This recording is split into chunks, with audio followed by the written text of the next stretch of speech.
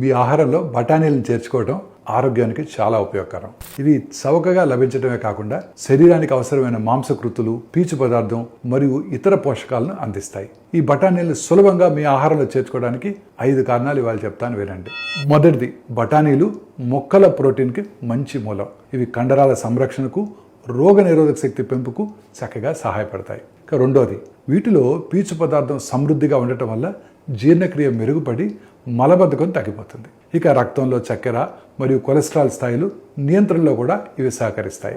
ఇక మూడోది, వీటిలో ఐరన్ అంటే ఇనుము మరియు యాంటీ ఆక్సిడెంట్స్ లక్షణాలున్న సమ్మేళనాలు ఉండటంతో రక్తహీనత నివారణకు, శరీరాన్ని ఇన్ఫెక్షన్స్ నుంచి రక్షించడానికి ఉపయోగపడతాయి. ముఖ్యంగా పచ్చి బఠానీలు ఇనుము శోషణకు అనుకూలంగా ఉంటాయి. ఇక నాలుగవది, అత్యంత తక్కువ ఖర్చుతో అందుబాటులో ఉండే ఆరోగ్యకరమైన ఆహారం. ఇంకా చివరిది, ఐదోది, వీటిని ఫ్రీజ్ చేసి నిల్వ చేసుకోవచ్చు.